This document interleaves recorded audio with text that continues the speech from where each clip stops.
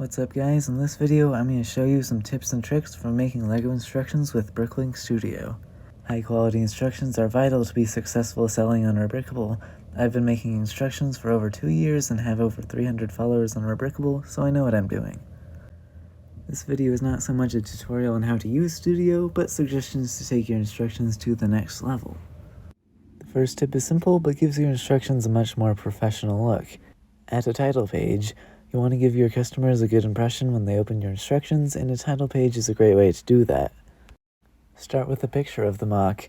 It's preferable to have a picture of it built in real life, but if you haven't done that or just aren't a good photographer, a render works fine. Then give it a title and add your username, and you're all set. I also like to add my shield logo if there's room. Next, I'm going to show you how to have multiple submodels built at once, represented in this case by 4x. The secret to making this work is to only have one submodel. As you can see here, one of these assemblies is a submodel and the other is not.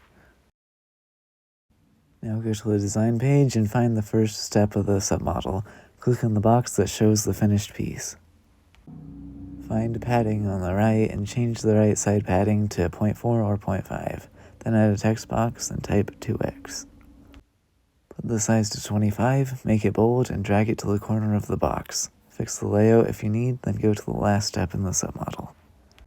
Add another text box, but this time set the size to 50 and put it in the bottom right corner. Add an arrow if you want, and you're done.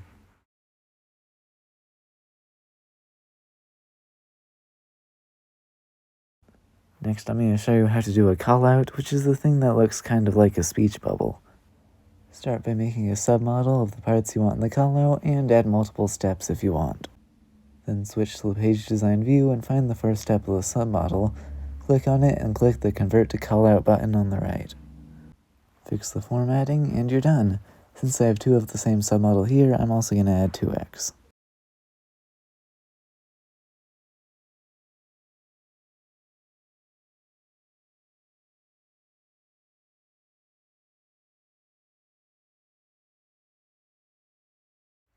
Next, I'm going to show you the buffer exchange tool, which is a weird name for shifting a part and adding an arrow. It's really simple once you know how to do it.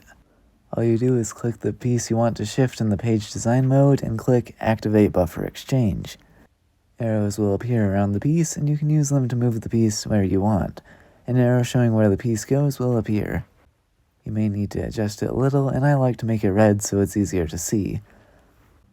And make sure that the piece you moved is visible in the next step so the builder can make sure they put it in the right place. Now I'm going to quickly go over a few more tools that you may have never noticed. These boxes here on the right make it easy to do small rotations. Sometimes the default 90-degree rotations don't give you the right angle, so these are really useful. Sometimes you don't want part of a model to be connected to the main build. Removable roofs are a good example. If you select 2 pieces and right-click, you can select the Align tool to make them line up. I haven't used this tool a lot, but thought I'd point it out. The Move tool and Connect tool also are really useful. My last tip is to keep your audience in mind as you make your instructions. Instructions made for kids will be much different than instructions made for adults. If you expect your audience to be younger or less experienced at building, use less pieces per step. Alternate builds usually fall into this category. However, if you have a 3,000 piece UCS model, it's okay to have more complicated steps with lots of pieces, because the only people who will attempt to build it will be experienced builders. However, don't use that as an excuse to sacrifice quality. Even if the step is complicated, take the time to make sure every piece is clearly visible and shown from the best angle possible. It takes some practice to do this right, and I'm still not perfect at it. The important thing is that you're thinking about your customer's experience. I hope this video has been helpful. If you have any questions, leave them in the comments below. If you're interested in seeing more of my mocks, I'd appreciate it if you'd subscribe. Anyway, thanks for watching.